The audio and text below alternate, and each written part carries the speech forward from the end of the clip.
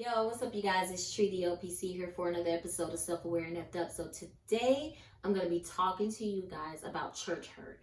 This is something that I've dealt with in the past at previous churches that I've gone to, but it's something that I see online a lot in a lot of the social media platform and groups that I'm a part of is people who are dealing with lost relationships because of problems that happen within the church system. Now, I'm a Southern Baptist girl. I grew up at St. Paul Baptist Church in LaGrange, Georgia. There was a lot going on there in that particular church setting. You had rumors here, but there was never any validity to it, but there was a lot of he said, she said within the Black church. And I imagine that as the bigger the church gets, the more drama and the more foolishness you deal with it. But I really want to just kind of hone in and talk about when you develop a sisterhood or a brotherhood within the church system, and that particular bond is broken because someone within that network steps outside of that network and shares information about you with people who should not be privy to your information. I want to hear from you guys. Has anyone listening to this video ever dealt with church hurt? What did that look like for you? How did you overcome it? And why is church hurt so damn hurtful? Why does it hurt you so much when someone in the church does something versus when someone in your personal life or someone within the street does something to you? I'm going to talk briefly about my church hurt story. I remember I went to a church in Carrollton, Georgia called Victorious Believers. I went to that church from about 2004 until around 2006, and I created a sisterhood there. There were 4 of us that were very, very close-knit. We were always going. We were in the choir together. We did the drama ministry with some of them. A couple of them were in a play that I produced in 2007 called So-Called Christian. And so I'm very deeply rooted when it comes to my connections with the church. And I grew up in the church, and then I developed this relationship within other churches. And it was kind of like this bond. I had always prayed for a sisterhood, and I do still have a sisterhood with some of the people that I attended church with back then. But as a person who in 2004 was struggling with my sexuality, as someone who was trying to figure out, I'm lesbian, but I also love God and I love Christ and I want to be right. I want to go to heaven. And I struggled so much with trying to balance my identity of being this person who was attracted to females, but also was in love with God and wanted to be able to have the type of relationship with God that I heard people in my life talk about. So I went to this church.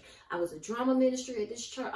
In the drama ministry, I actually wrote plays for the drama ministry. I sang in the choir. I did all of these things. Like, I fought with my job about being able to go to church every Sunday. And I spent a lot of my time in this particular church being sad and depressed because I was trying to live a life that was not the life that I wanted to live.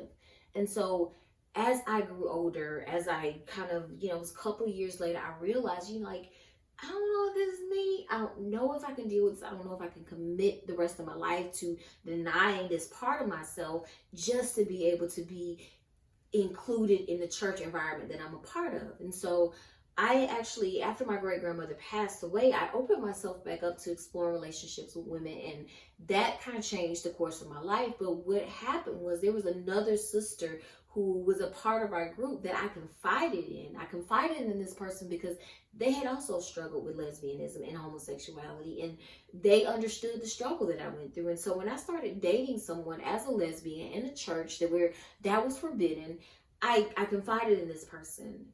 I was living with a roommate at the time. I didn't feel comfortable telling them. I had another sister. I didn't feel comfortable telling her. But I told this person, I confided in them because they were a person that I was like, you can understand. You've been there. You've overcome this. So you understand, this is not an easy struggle to have.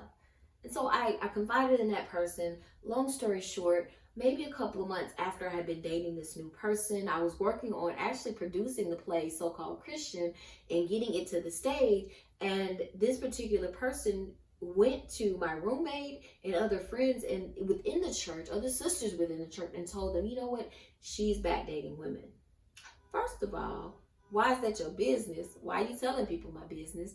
But second of all, why wouldn't you just come to me and tell me how you felt about it? Why would you go and spread my business and put my business amongst people who maybe I wasn't comfortable telling?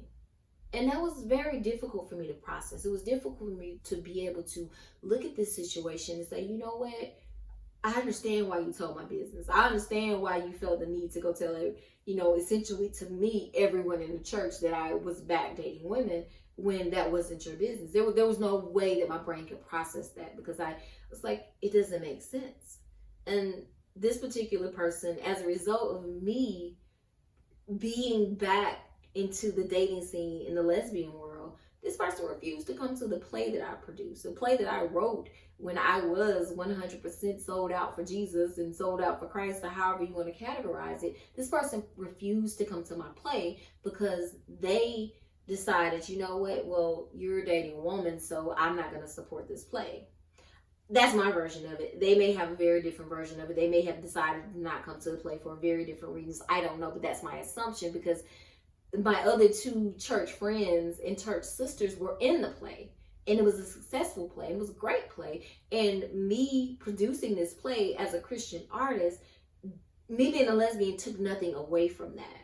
But the hurt of not having that support and having her tell people my business and me have to answer questions to people who I didn't even feel comfortable talking about, that shit hurt. And so I understand how relationships can get destroyed because you're confiding in someone and you're trusting that they're going to stand on the word of God and they're going to be there and be the person that lifts you up in your weak moments and not the person that goes and runs and tells your business. So I've dealt with a lot of church hurt. That was my first scenario of church hurt. I won't even get into the church hurt that came along with me being a member of a church where I had a pastor tell one of the other ministers, don't let her be around your daughter because she's gay or she's a lesbian. She's going to molest your daughter. Like, what in the absolute, whole, total, entire, and complete FUCK are you talking about? No. Church hurt, it goes deeper than some of you guys can imagine. But I want to hear about your stories. I want to hear about what you've experienced and how you've overcome church hurt. Did you leave the church that you were at? Did you decide to start your own church? Did you go to, if you're lesbian, gay, trans, bi, did you start going to a gay church? How did you overcome it? How did you process it through it? Or did you decide, you know what, church just ain't for me, so I'm going to just let y'all have that. It's above me.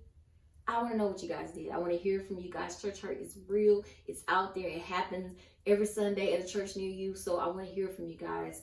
I want to be able to help you. I do believe that healing is something that needs to happen when you go through church hurt. There are a lot of faith-based counselors. I'm not one of them. I can speak the word over you. I know a lot of word, but that's just not my scope. So if you are interested in faith-based counseling, I'd be happy to recommend someone for you guys if you are interested. But I want everyone to just feel and have the ability to feel whole, because church hurt doesn't have to tear you down or take away from who you are as a person. You can grow, you can continue to be empowered, and I want to make sure that everyone is able to grow as a result of being able to listen to these videos and hear and heal as a result of it. It's your girl, Trudy LPC. I'm out. I love you guys.